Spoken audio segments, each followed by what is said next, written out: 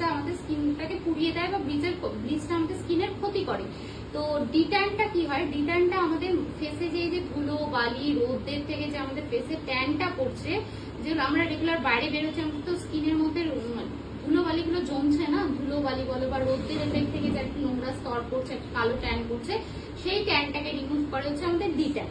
তো ডিট্যানটা হচ্ছে তোমরা যদি মনে করো যে মাসে মাসে ফেসিয়াল যারা করে তারা ডিট্যান করেও ফেসিয়াল করতে পারে, ঠিক আছে। আবার যদি কেউ মনে করে যে ফেসিয়াল করবে না, জাস্ট মুখটাকে ক্লিন আপ করবে বা পরিষ্কার রাখবে, তো সেরকম টাইপের কিছু করতে হলেও 7 দিন পর পর তোমরা কারো ফেসে ডিট্যান করে দিতে পারবে, ঠিক আছে। 7 দিন পর পর ডিট্যান করা যায়। যেরকম ফেসিয়ালটা আমরা 15 দিনে একবার কি মাসে একবার করতে পারি, কিন্তু ডিট্যানটা আমরা 7 দিন পর পরও করতে পারি, ঠিক আছে। ডিট্যানের জন্য ফার্স্ট আমাদের কি করতে হবে, ফার্স্টে ক্লিনজার দিয়ে আমাদের ফেসটাকে ভালো করে ক্লিন আপ করতে হবে।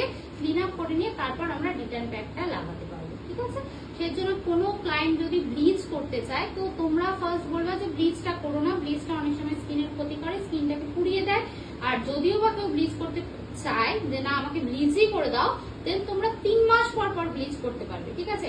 যেরকম মাসে মাসে ফেসিয়াল করা যায়, ব্লিচ কিন্তু মাসে মাসে করা যায়।